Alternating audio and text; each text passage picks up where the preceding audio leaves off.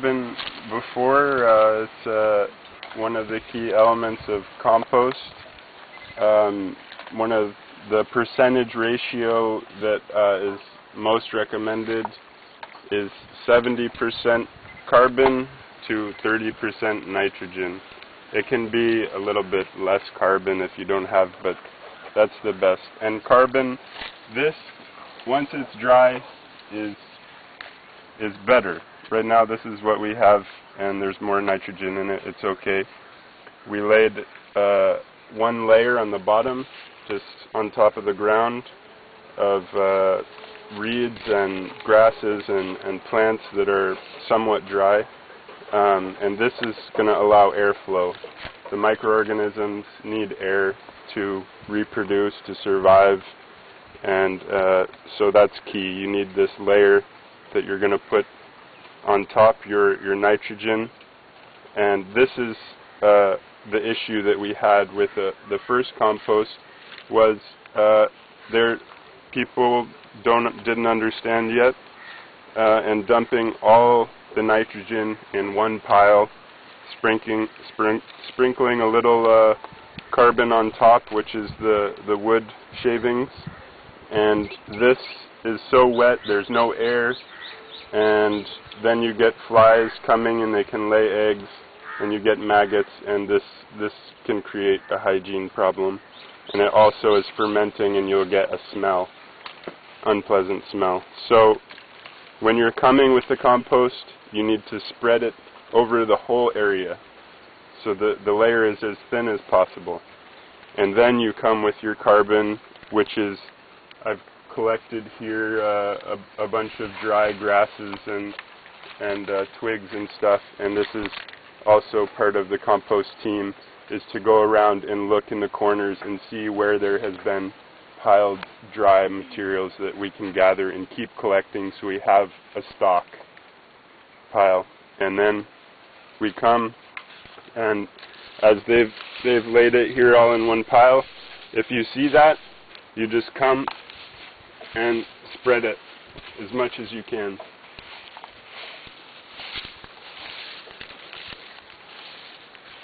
You don't want clumps. And the other thing with compost, if you have a whole pumpkin and you just throw it in, it's going to take a long time to compost. And this is just one big chunk of nitrogen that, you know, for the microorganisms to get in and break down, it's going to be very difficult. So the kitchen crew, that's something like this. If you can chop it in 4 pieces or 2 pieces, it's gonna compost faster. So we finish spreading this in one layer. That fills about half. And so if you have one bucket and you do half, the next time you do the other side.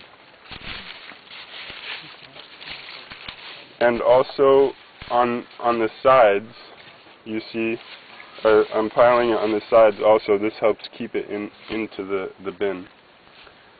So now we can take some of this. Isn't that enough? Yeah, it's more than enough. And you can break it up and cover one layer. And this is also providing airspace. You need airflow. If you have it too compacted, it's not going to compost fast. And the compost is, the microorganisms are creating heat also through this breaking down. And this is also going to kill pathogens and anything that could be a problem with hygiene.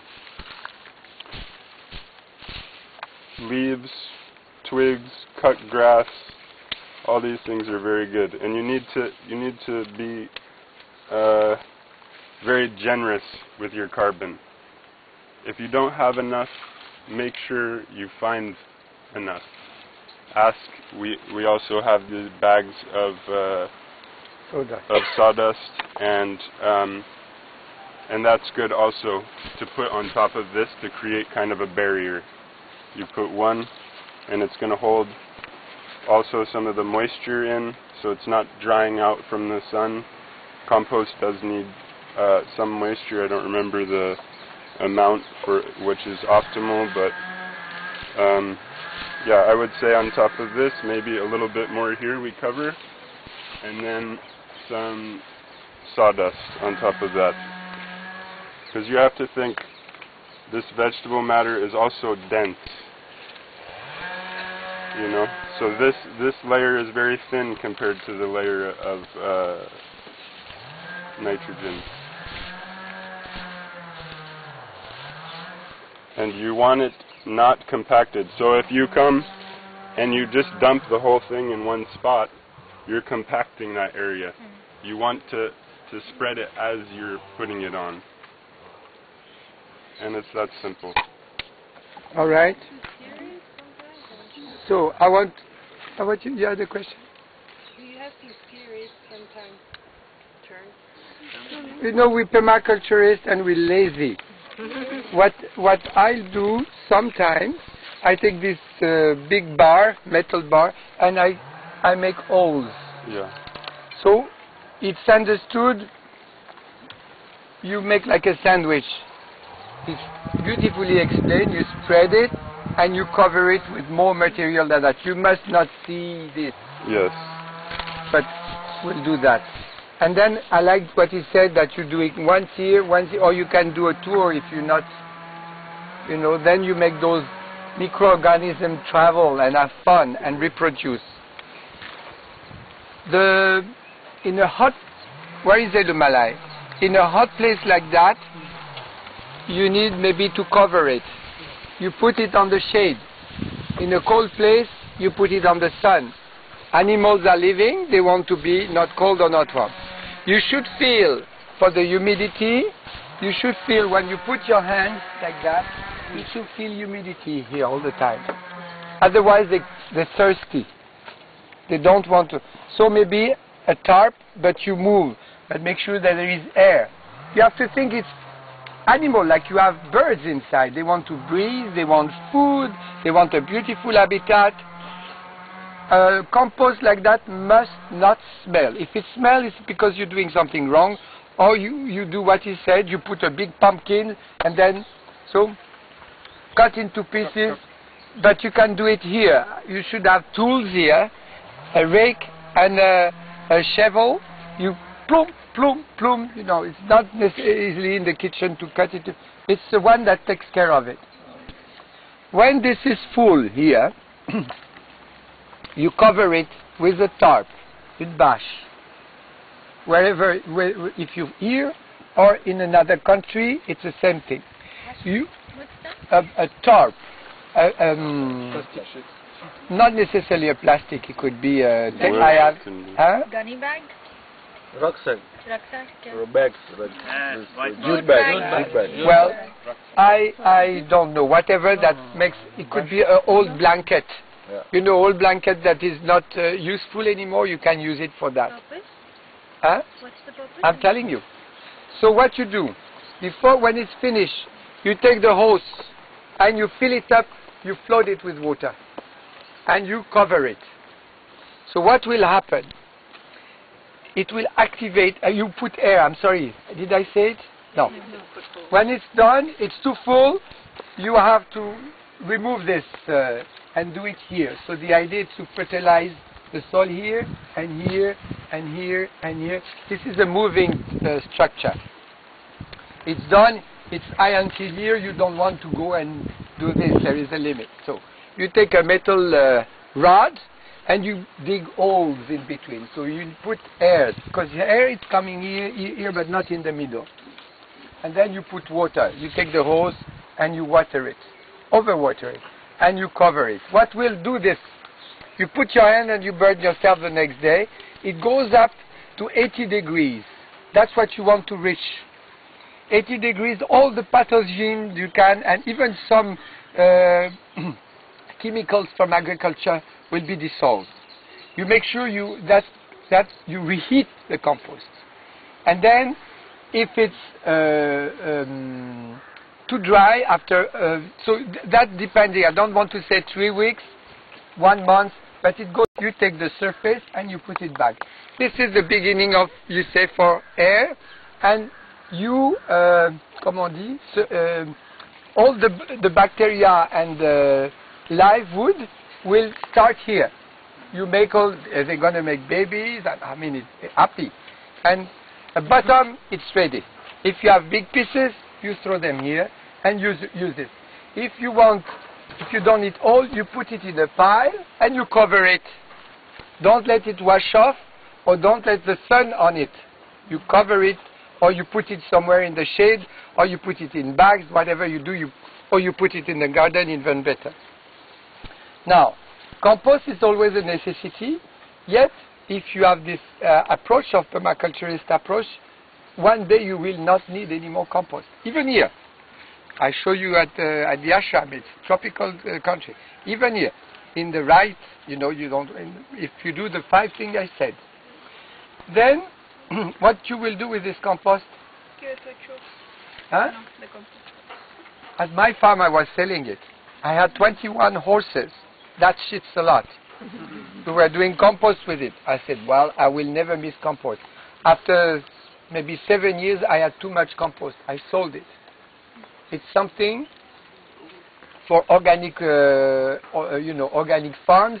They are looking for it. You don't need it anymore. In those beds you did, if you can't put compost, you know when you need compost. But at the point, not necessary. Leave the plants die. Make a rotation, like you put tomatoes there this year, next year you put something else. But if one tomato is still pushing because it's planted on its own, you leave it, it's okay. It's not a religious thing, you see. And so this compost, you can save it, mix it according to what you want to start babies. In the nursery, you know, you sieve it and you mix it. Don't take it pure. It's rich. This is rich compost. At the ashram, when they couldn't believe it. Before I came, they would buy a tractor full of manure. You don't need manure. You don't need cows anymore. You don't need cows anymore for shit because you're doing this. And we have 100 people eating every day. 3 meals a day. I mean, the compost is, we have pies like that. We're not missing compost. Any question? Yes. Yes. In relation to the compost, when you said we dig holes, do you leave the thing there? No. Can you give me the bar, the metal bar here? We just okay. We took. Yeah, I'll do it. A picture is always worth 1,000 words. What else? That's a question. I always have a tool or two close to the. So you do it like that. Oh, it's heavy. And you do this, and then you do that. That's enough. Some people, they put pipes. You can do, you know, they find some pipes of irrigation, and they put 1, 2, 3 pipes, and they keep doing. I make it simple, but if you want, why not? You want air, water, food, shelter, and shade here in this country. Other question? Yeah, when you use the compost, what is the fraction to feed the new babies? What is the fraction you use with normal soil? Again, there is no general rule, depending on what you put. If I make a tray for tomato, they need a fresh compost. I can make more compost. But certain plants like what? Like herbs, huh? Herbs, salads also. They need more sand. Potato, they don't want rich compost. Those crucifères, comment on les appelle? They need rich compost. Cauliflower, cabbage. They need more. So it depends. You have to learn. You take a when you start gardening, you take a little course in botanic. So you know, the demand is different. But you do not, for any reason, do not put only compost because you burn the seed with too much nitrogen. I have a question regarding the weeds and maggots. Why do you put weeds? You will then get the seeds here and then it will go in the compost and then they'll sprout everywhere. So isn't that a bad thing? It depends. it can be an issue. If you have hot enough soils, a lot of times it will kill the seeds, but a lot of times for our compost, for example, a lot of times we have pumpkins coming up, and when we spread the compost, we have volunteers. We have a compost or a pumpkin. We didn't have to do anything. It grows, and we have a pumpkin for free. No work. But what about the weeds? What about the weeds? As I said, the weeds, most of the weeds are grains, graminées, cereals, and they don't like too much nitrogen, and they won't make it. But some are making it, and comparing to the work, it's worth it.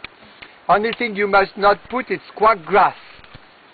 Quack grass, chien dent. You know quack grass? How is it in English? Huh? Pineweed? I don't know. I look up in the dictionary, so I could tell you what quack grass is. So it's from the family of rhizomes, and it propagates by rhizome. It has a very good function in the nature, but you don't want it in the garden.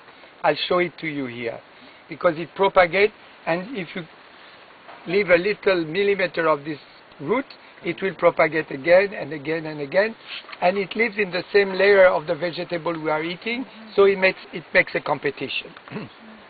I will show you what's a quack grass. I've seen your hand. So what you'll do, you take this quack grass and you put it to dry on the sun first, as long as you want. Not a big pile like that, because there it will be alive. If you leave it, this quack grass can stay 3 years alive, waiting for the right opportunity to grow. So even in this, it will be keep alive. Then you plant it somewhere else. So that's the only attention you have to do it with the quack grass. I will show it to you. You and then Melanie. Okay, my question is really simple. Some people say that you shouldn't put orange skin and lemon skin, and so what? We can put everything, like organic. At the farm, I put everything, because we had children, 10,000 children coming with orange, banana, and everything. I put everything. What I don't put, it's meat, bones, cheese. What else? Fish. Why don't I put that? Do you think it's not going to compost? Long time, and it will attract animals. It smells. So you have to do something else. I was putting the bones and the fish bones into the biochar. Yeah, but we didn't eat very much meat, but once in a while we had, so we were putting it there. So you don't put that. And then because of the smell? Yeah. No, because it takes long time. Long time. And food, like cooked food, like the rest of the food. Yeah. If you don't have chicken to feed, you put it here. But food is, as he said, if you make it a pie like that, spread it as much as possible. So Melanie first, and Nick after. I had the same question, so it's going to be quick. I went into an ashram, and they were putting the oranges and everything, but they were adding some ash to regulate the pH, because the problem with the oranges and lemons is supposedly the acidity. I don't know about it. I didn't speak of the pH. So maybe a pH is the pH is the you know who's not aware about what pH is? Okay. pH is the balance of acidity of base, or you say alkaline, or base in the soil. This is disturbed by monoculture. My experience when I first bought my farm and I was doing agriculture, I bought all the tools to measure the pH, and don't bother with that. And you can tell Bernard Alonso told you that. If you do what I tell you, if you put a good layer of mulch, the pH will balance on its own. Now, the compost, when you read it, will balance its own pH because it's full of humus. In fact, I don't think, my experience, I mean, we had sometimes 200 children coming with one orange, and we would put it like that. I never felt that, well, the compost I was putting was no quality. I felt the compost was no quality when some idiots, and that made a complete disaster. So ash is not, this is not a place to put ash. Ash is very good in small quantity. You can put it small quantity, but like a thin layer, you know, because it gives potassium, comment on appelle? Potasse. It gives potasse. And potassium. And also when you plant the garlic family, Aliaceae, the Aliaceae, you can take like a salt thing, you know, put some ash and you dig a hole, you put a little, so then it's good, but in small quantity, because you unbalance the soil. Compost is balancing on its own. Maybe if there is something that it doesn't like, I don't think there is anything that the compost doesn't like, because it's a natural process. You put a dead body inside the compost, it will decompose. No, so you understand that that's the role of this earth. That's how this world has been created. And when we are starting a compost pit, would it be okay if we were to put in some microorganisms externally? For example, you have some compounds, microorganism compounds that are there. Yeah. If you were to put it probably... Yeah. That you study for yourself. Okay, now there is this big science. I mean, I find a book big like that about how to make compost. I mean, if you do this beautifully, this is it. There is nothing to learn. And then the next one, instead of buying EM, take the compost that is good, just a handful like that, and you start. And sometimes you can also take compost and just spread it like that. You multiply microorganisms and you put a layer of mulch on top, and this is done. You see, now we have science and everything. I'm not saying I'm against science, but this is made to make you buy something. You have everything here. Maybe you put some cow dung also, but I have a lot of cow dung. Cow dung, I don't understand. Manure. Cow dung, you can, yes, but not a lot. That's why I ask. Yeah, it's like monoculture is no good. Monoculture is no good. They get starved. You know, I give you every day porridge, for enough already. Okay. You know, if you have cow dung, don't put dogs and cats things, because the mercury will not be destroyed. The pathogen, yes. If you're a big meat eater, better do a compost on the side with the... But if you are only vegetarian, you can even put the mix here, if you have a dry toilet. Nick, you had a question. That was my point. This is a technique that's viable here maybe, but there's many ways to do it. You can mix a human manure into this if you have a good diet. I've heard people put in bones and fish. You have to observe everything and see what works. Feel the compost. Yes. Like the land, just like everything. Observe. If you use the manure, in which layer? Where do you put like the same thing. Manure is the same thing. No, the cow. What was your question? If you put together with the food? Manure or food or grass, it's nitrogen. You do the same thing, you spread it. Okay. So then punishes you because you have to spread the shit also. And if you're in the morning, some people, they have dry toilet, you come and you do as he said. You don't put thing, you spread it. And about maggots, you mentioned a lot of things that otherwise it will attract maggots. Are they also not one of the decomposers? Are they not facilitating the process? What's a maggot? Magnet? Maggots. Lice eggs. Fly larvae. Larva. Maggots. Yeah, but they're not necessary. You want to put those worms? No, they come naturally. So Of are course. they not good? Everything is good. I don't understand why They are the fastest Decomposers. In fact, The problem is they go in the toilet, then they go in the kitchen. the maggots from the toilet. This is the problem. Oh. And then we have, it's a pathogen. It's something to take care of.